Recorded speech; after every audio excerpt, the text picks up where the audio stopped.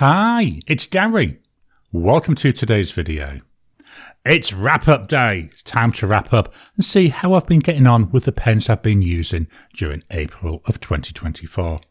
So I started the month with these 6 pens. It's a use me up pen, and so far I've only got ink left in one of them, and that's the Leonardo Momento Zero Grande. Join me now down on the table. We'll rank these pens in order of preference, and then I'll fetch in and talk briefly about the other pens I've been using this month.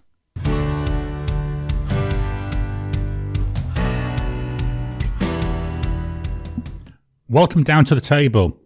April 2024 wrap-up, use me up.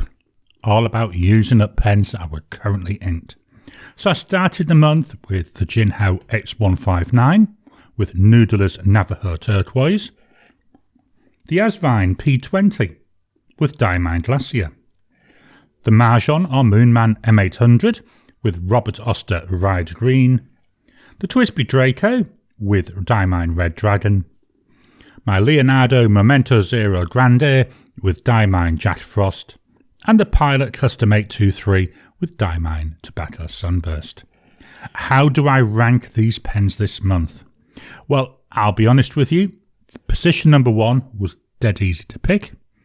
All the rest actually quite struggled to pick between them, but because of what we're doing, I had to do that.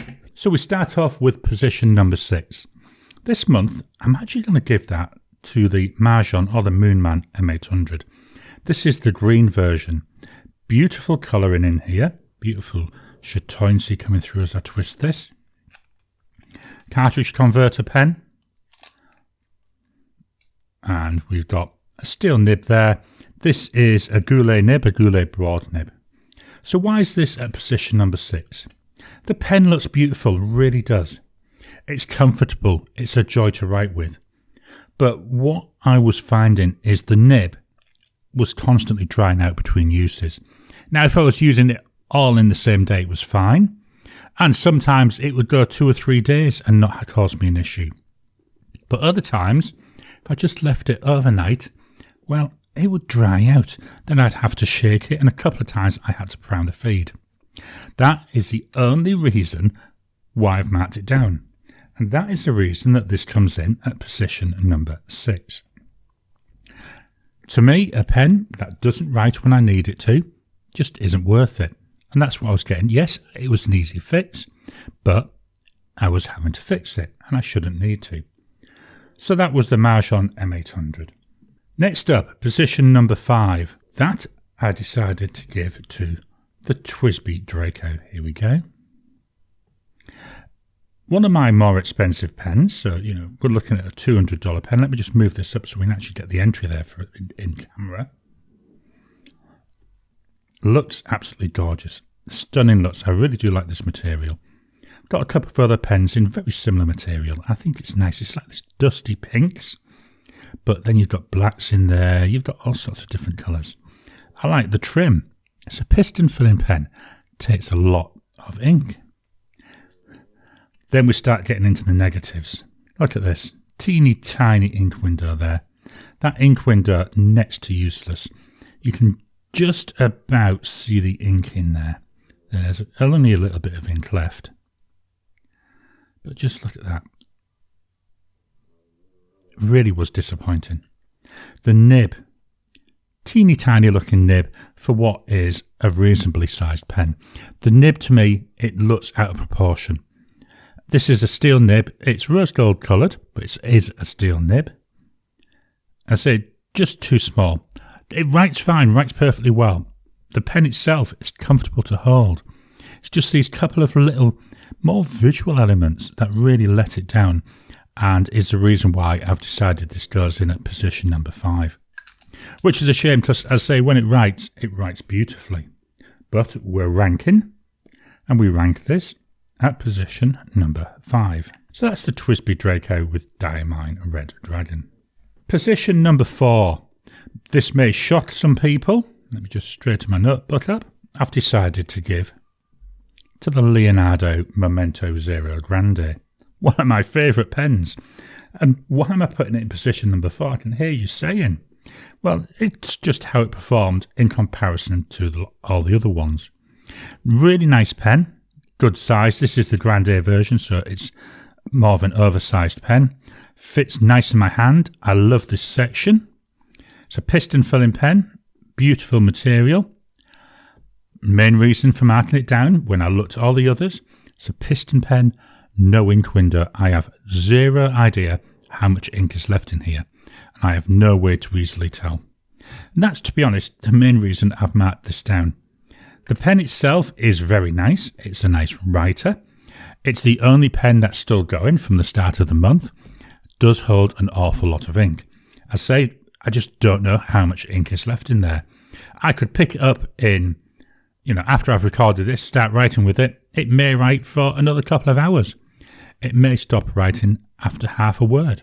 I just don't know. And that's really the only thing that's letting it down, and the only reason for me marking it down. So this comes in at position number 4. So that's the Leonardo Momento Zero Grande. Position number 2. Number 3. Let's just move this up. There we go, and we can get the top part of this in. You can guess, I think, which will be number 1, because that to me was a no-brainer. Position number 3 goes to the Jinhao X159. Another largish pen, another oversized pen. Let's just take this off. There we go, fits very nicely. Cartridge converter. It's now empty. The ink that was in here is Noodlers Navajo Turquoise. Number 8 size nib, so it's a large nib. Very nice nib to write with. It's a fine. I've got it so it's writing a little bit wetter than it originally came with. I may do a bit more work on the nib, not sure, because it writes quite nicely. Downside with this, it's the actual ink. The ink goes through the paper really, really easily. Hard to see on here because I've written on the other side. But on my normal day-to-day note-taking paper, it bleeds right through, which is a bit of a shame. Let me just line this up. You can see maybe a hint there. This is from a different pen, but it's got the same issue, bleeding through this paper. Love the look of it. It's a nice classic-looking pen. Although it does look blackish, it's actually a dark blue. And really nice because it's got that wider section. It's just so nice to feel in the hand. But with the ink, that's what really drove this decision. So this comes in at position number 3. So that's the Jinhao X159. Position 2. Well, you can see it there. I'm giving this to the Asvine P20 with Diamine Glacier. Beautiful multicoloured body there. Piston filling pen. We have an ink window that's usable. Would have been nice if it was a little bit bigger. I'm being very picky. If it had been twice the width, it would have been perfect. But still, it's quite nice. We've got a steel nib there. This is a medium nib. I say piston filler was actually quite easy to clean out as well, especially considering the ink that I had. The ink was Diamine Glacier. I'm just going to hold this up. This is the Starbright ink from the ink vent calendar. Hopefully you can see the masses of silver shimmer coming through. Certainly I can see it to my eye. Whether it picks it up on the camera, I'm not certain. Very smooth nib, very nice to write with. Enjoyable pen to use. It's nice in the hand. Very reminiscent of the Leonardo Momento Zero line to me. Just a glorious, joyful pen to use. Fun to use. With the ink, actually quite a fun ink to use as well. We're ranking, so I give this position number 2. So that's the Asvine P20. All of which means if I move this up, position number 1, the winning pen for the month, not really much of a surprise this one, is the Pilot Custom 823. One of my favourite pens, full stop. Vacuum filler. It's empty at the moment, so I can actually show you the filling mechanism. Make sure that's unscrewed. So vacuum filling pen. Looks like there might still be bits of brown in there. I need to clean this out again. This is the downside with this pen. It's cleaning it. It's a right pain in the backside. Because it's a vacuum filler, what I think you can do is you can possibly take the section off. I haven't tried it. I might give that a bash later on. I might actually check some YouTube videos just to make sure that I'm doing it right. So, yeah, beautiful pen. Nice fit in the hand. Nice classic look. Semi-transparent, so when there's ink in there, you can see the ink flowing around. The nib, nice and bouncy, nice and generous, broad 14 karat gold nib. It's a lot of money, 521 Aussie dollars. It's worth every little bit of it though. Very nice pen, really enjoyable pen to use. You know, I tend to use brown inks, but you could get away with any ink in this pen. So this comes in at position number 1. So that was the Pilot Custom 823. So that's all the pens ranked for the month. What we're going to do now is swap on over and look at the additional pens that I brought in. Just dropping in to interrupt your regular programming. Would you like to help support the channel? If so, please consider joining as a member. As a member, you'll get early access to my videos. I normally upload them a couple of days before they go out, and as soon as they're uploaded, they'll be released to members. There'll also be a shout out at the end of the videos, and then as we get the members coming in, we'll actually chat among ourselves and work out what other perks, what other things you'd like me to add in. You know, would you like maybe a monthly live chat just for members? All down to us. So please, if you can, consider joining the channel. A link will be in the description down below. The first additional pen. This is the Jinhao 9019.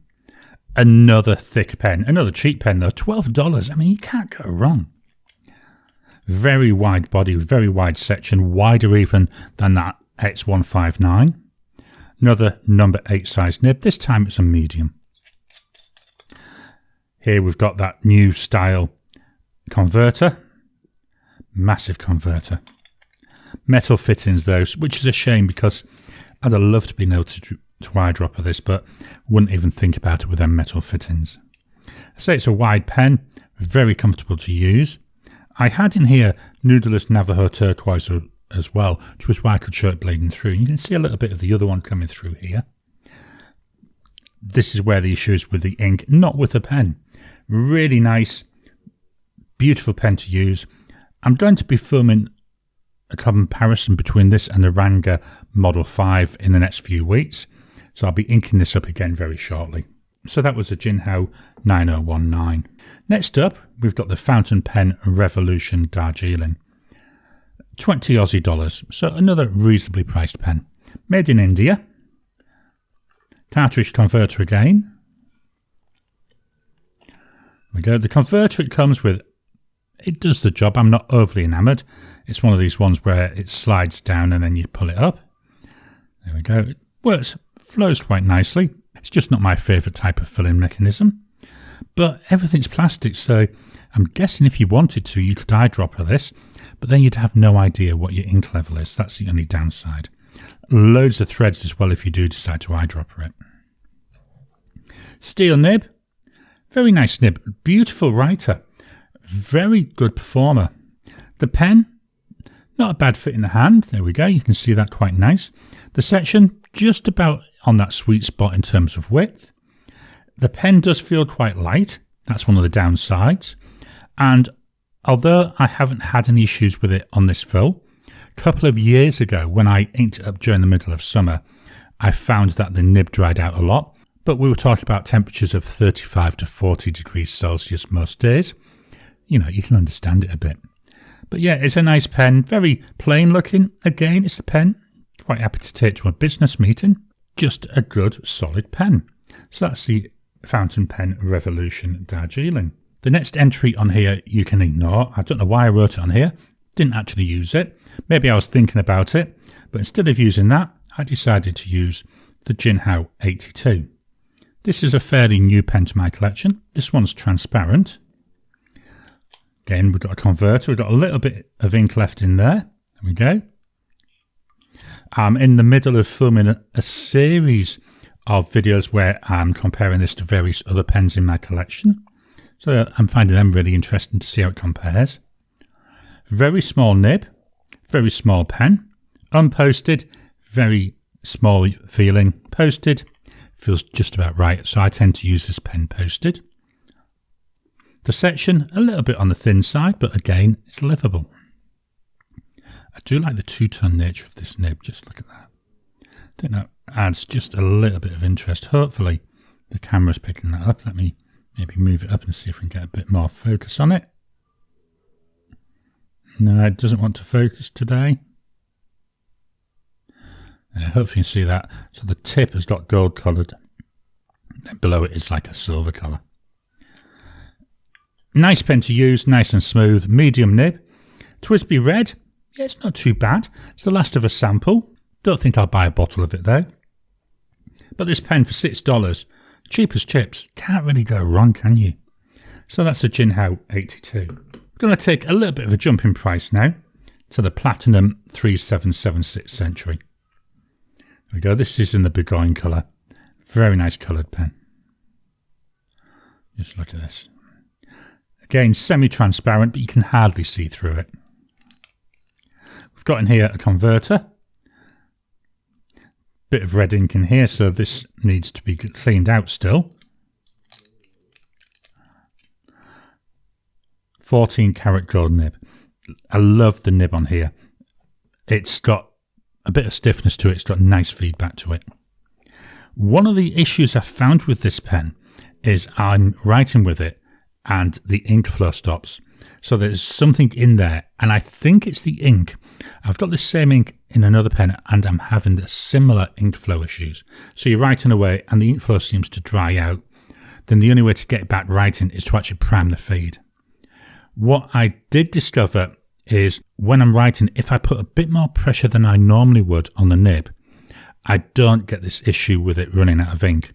I think it may be an issue with the ink, but what I'm going to do when I clean this out, it had this diatramentis cherry, so you can still see a bit of that in there.